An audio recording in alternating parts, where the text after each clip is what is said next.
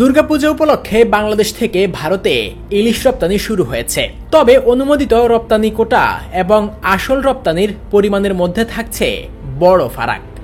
যশোরের বেনাপোল স্থলবন্দর থেকে দুদিনের মধ্যে ভারতে রপ্তানি করা হয়েছে 56.25 মেট্রিক টন ইলিশ। এর মধ্যে মঙ্গলবার রাতে রপ্তানি হয়েছিল প্রায় 37.46 মেট্রিক টন, আর বৃহস্পতিবার পাঠানো হয়েছে 18.79 মেট্রিক টন ইলিশ।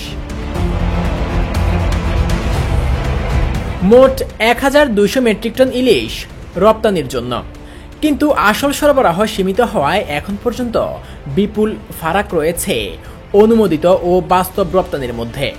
বেনাপোল মৎস্য কোয়ারেন্টাইন অফিসার সজীব সাহা জানিয়েছেন, রপ্তানির জন্য স্বাস্থ্য পরীক্ষা ও মান নিয়ন্ত্রণ করা হয়েছে। মাছগুলো রোগবিহীন ও আন্তর্জাতিক মান অনুসারে পাঠানো হচ্ছে। সরবরাহ সীমিত হওয়ায় দেশি বাজারে ইলিশের দাম বাড়ছে। বিশেষ করে ভারতে রপ্তানির কারণে কিছুটা ঘাটতি তৈরি হচ্ছে।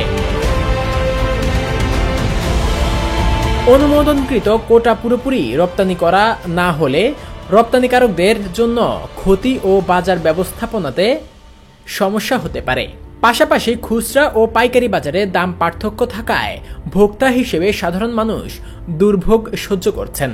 ইলিশ পাওয়া কম ও দাম বেশি।